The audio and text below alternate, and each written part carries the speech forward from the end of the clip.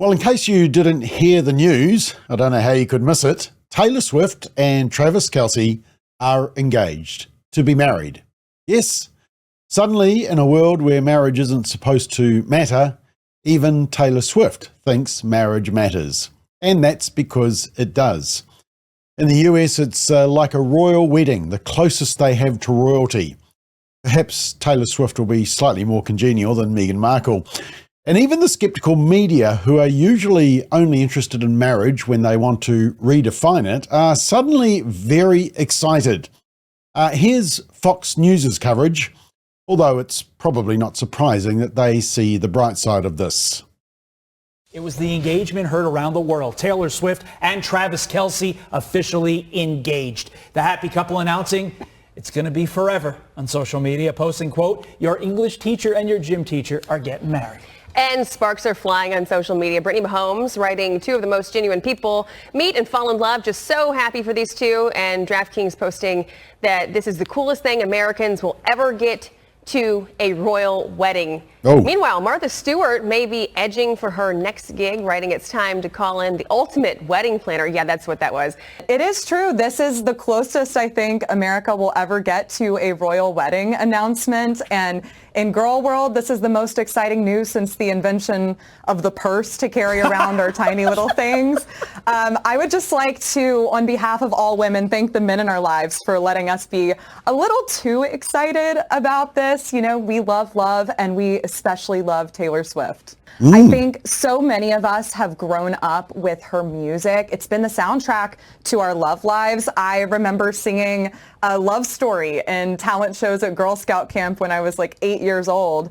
And she's been writing about the kind of love she's experiencing right now for almost 2 decades. But she has previously said that she wasn't sure if she would even be able to get married, even if it was something that she wanted. So I think we're just all over the moon and overjoyed for her. Yep. I just think all of the stars are aligning for her.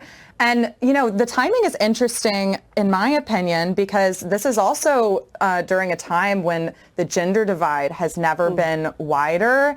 And I think we might have to give Travis Kelce and Taylor Swift a Nobel Peace Prize for potentially reversing this fertility crisis and ending the gender war, because, you know, they might be inspiring a new wave of engagements and weddings and causing a lot of people to think, you know what, maybe I do want to get married. Yeah, excellent. That's a good point. Marriage rates are plummeting in these younger generations, to both of your points. Let's see if this engagement and potential marriage changes that. It's wild. Yeah, well, let me just share some of the commentary on the news website also, because it was a great article. So have a listen. It says this: let's get one thing straight. Pop music superstar Taylor Swift is not a conservative role model. For years, she's happily played the poster child for the cultural left, endorsing Democrats, attacking conservatives, and using her massive platform to lecture millions of Americans about politics she doesn't fully understand. But her recent engagement to Kansas City Chiefs tight end Travis Kelce isn't about her politics or her persona. It's about something far more significant: the enduring supremacy of marriage, family, and tradition in the face of decades of liberal attempts to tear them down. For years, the left has worked overtime to convince young Americans that marriage is passé, that commitment is optional, and that independence means embracing loneliness as empowerment. We've been told that tradition is oppressive, that masculinity is toxic, and that the nuclear family is outdated. They've tried to normalize brokenness and sell chaos as freedom. But here's the reality check. When the most famous pop star on earth announces her engagement, when she embraces the institution of marriage in front of the entire world, it sends a message no amount of leftist propaganda can drown out. This engagement isn't a cultural win for Swift, it's a cultural win for conservatives. It proves that no matter how loudly the left rages against tradition, it cannot erase its fundamental place in human life. Marriage matters, family matters, stability matters, and the very people who mock these values eventually find themselves drawn back to them. Swift's engagement to Kelce symbolizes something the left fears most: the pull of reality. Kelce embodies strength, masculinity, and rootedness. Everything progressives have spent years trying to demonise. Yet here he is, not just in a relationship with the left's biggest cultural darling, but bringing her into the fold of tradition by putting a ring on her finger. This isn't just a relationship milestone, it's a cultural earthquake. Think about it. Swift's fan base has long been filled with young women told by progressive elites that marriage is unnecessary, even undesirable. They've been told to embrace a life of fleeting hookups, endless self-obsession, and rejection of anything resembling stability. Yet, millions of those same fans are now celebrating her engagement, sharing, liking, posting, and swooning over a traditional marriage announcement. In other words, the very demographic the left thought it had locked down is now cheering for an institution conservatives have defended for generations. And that's why this moment matters, because culture is upstream of politics. When young women idolize a celebrity who chooses tradition, it normalizes tradition. When the biggest name in pop culture doesn't flaunt some radical lifestyle, but instead embraces marriage, it forces even the most liberal fans to confront a truth they can't ignore. Marriage is beautiful, desirable, and timeless. Make no mistake, Swift hasn't suddenly become a conservative. But what her engagement represents is bigger than her, bigger than Kelce, bigger than celebrity gossip. It represents the undeniable endurance of conservative values. It represents the failure of the left's decades-long project to erase marriage from our cultural imagination. And it represents yet another reminder that when the dust settles, tradition always wins. So let the left stew. Let it grit its teeth as its cultural icon embraces the very institution it has spent years mocking. Conservatives don't need Swift on their side to celebrate this victory. Because this moment isn't about her, it's about what she can't escape. The truth that marriage, family, and tradition will always outlast the fads, the narratives, and the lies of the left. And that truth is worth celebrating. It's a great piece, isn't it? It's exactly what I said when Jacinda Ardern and Clark Gayford got married. Marriage still matters. But meanwhile, back in dear old New Zealand, the news is grim.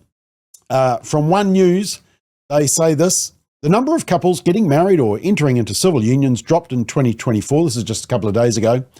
According to Stats NZ, continuing a downward trend in those tying the knot. In 2024, a total of 18,033 couples living in New Zealand got married or entered into a civil union, a 4% drop from the previous year. Stats New Zealand spokesperson said the rates of marriage had fallen from one generation to the next. She said a range of causes were behind the falling statistics, including changed views on marriage and economic factors. She said marriage is no longer seen as the only or necessary path for a committed relationship. There are higher proportions of people in de facto relationships than a decade ago. And more recently, around half of babies born have parents that are not married. Well, we will check that out in a minute. But here's their coverage on One News at 6 o'clock. Now note that they don't ask anyone about the possible impact of declining marriage rates, which I will come back to. And they can't even find a marriage celebrant. No, it's the word we must not say. It's an elopement celebrant that you'll see. And apparently, according to the reporter, we now have choice. Or according to the celebrant, actually, we now have choice. Apparently, we never had that choice before. We all just complied and we're all in forced arranged marriages. Apparently, our parents never had a choice. Who knew? Have a watch. The number of people tying the knot in New Zealand is continuing its downward trend, according to Stats NZ, dropping 10% in the past decade. But a Christchurch marriage celebrant says she's been busier than ever, offering smaller, more budget-conscious wedding options. Lisa Davies reports. Have the sparks stopped flying for Kiwi couples?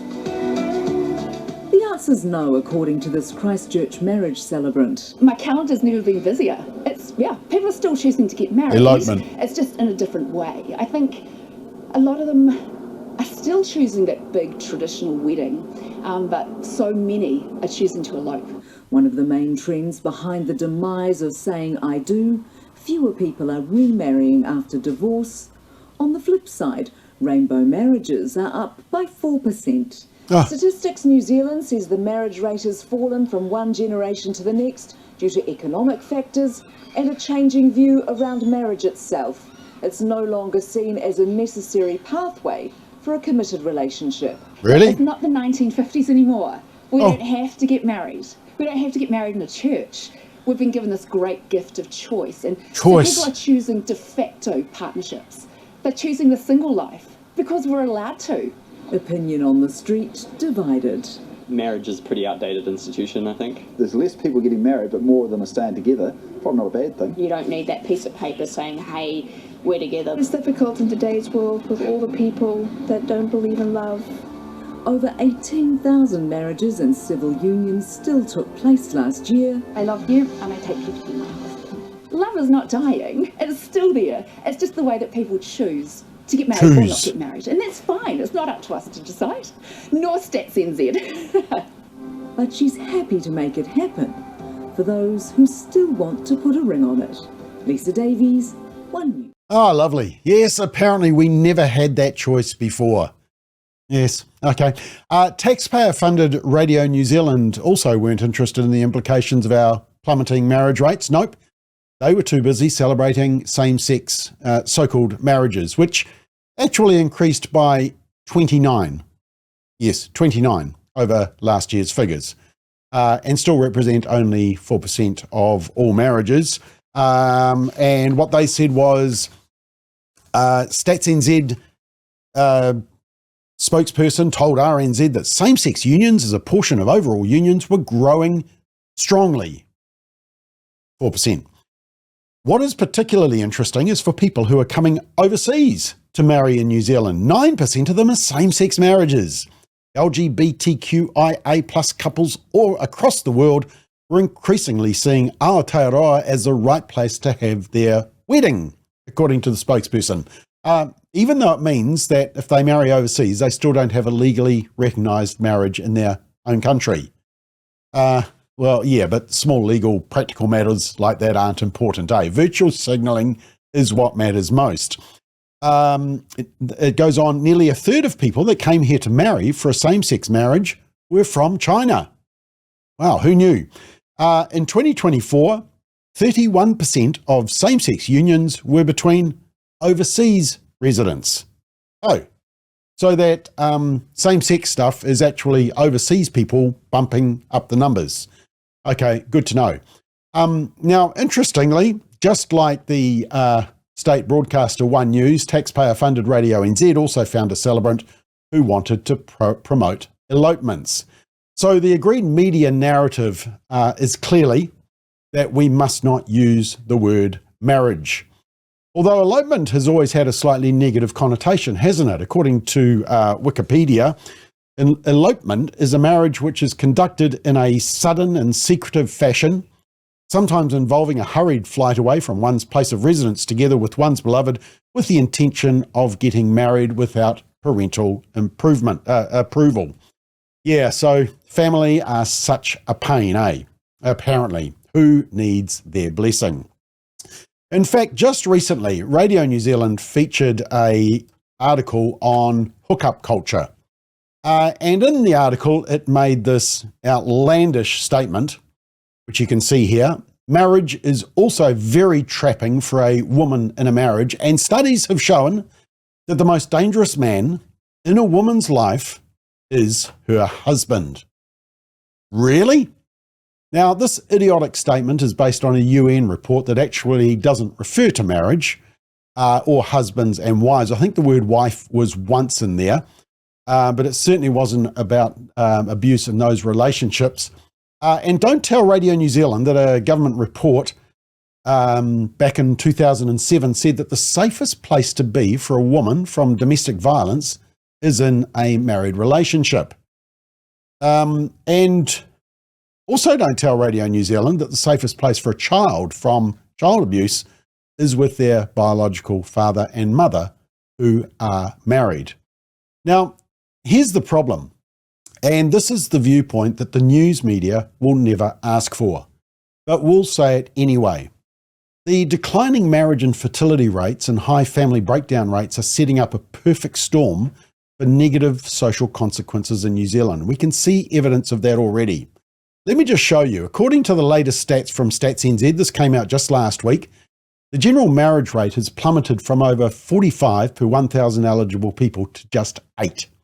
That's almost 1/6 of the peak in 1971.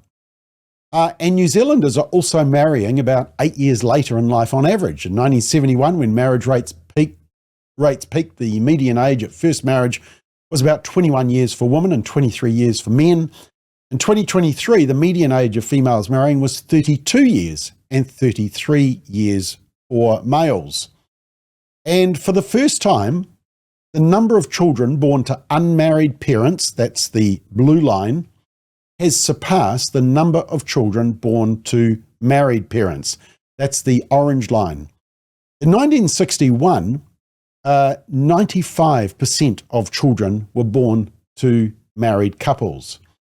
And for Māori, the rate has dropped from 72% to just 20%. 1 in 5 Māori children being born to married parents.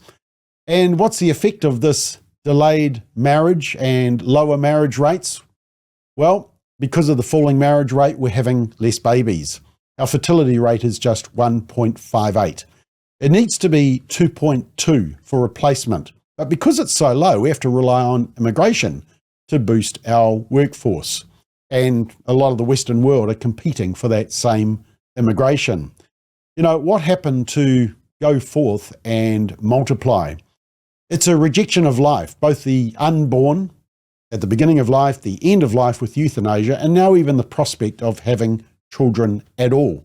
Seems to be a very anti-life culture. But does marriage matter? Well, I think the weakening of marriage is one of the most important social issues we are facing. And we've examined the data on this in New Zealand. A 2016 report we did on child abuse and its causes argued that the elephant in the room is family structure, and that the growth of child abuse has accompanied a reduction in marriage and an increase in cohabiting and single-parent families. The report follows on from an earlier report on child poverty and its similar link to family structure, and a report on imprisonment rates released in 2018. And that report stated that if the government doesn't want to keep building more prisons, it needs to look to the children who are potentially tomorrow's offenders and acknowledge the role that family stability plays. You see, our plummeting birth rate should be sounding alarm bells for politicians and policymakers in New Zealand. With a declining fertility rate comes a reliance on migration to provide for an ageing population. As I said, all the countries around the world are competing for that migration because most countries are facing the same dilemma. But we need a younger population to provide a workforce for economic growth. An ageing population is going to place a burden on the economy through increasing healthcare, aged care, other fiscal costs, such as the government pension. But let me close with just 2 recent examples of why marriage matters from 2 sources that are complete opposites. Firstly, this one. Despite the challenges of marriage and motherhood, a new report from the Institute of Family Studies suggests that married mothers are happier than their childless and unmarried counterparts for several reasons, including more regular opportunities for kissing, hugging, and snuggling. It says, quote, married women are more likely than their unmarried counterparts to report feeling deep connection and meaning in their relationships. And the researchers were San Diego State University psychology professor, Brigham Young University professor, and the International Family Studies researchers, including Brad Wilcox, who I've interviewed previously. And the report is about marriage, motherhood, and women's well-being. It says, quote, they are also less likely to be lonely, more likely to receive physical affection, which are both strong predictors of happiness. Mothers are also more likely to find meaning and purpose in life.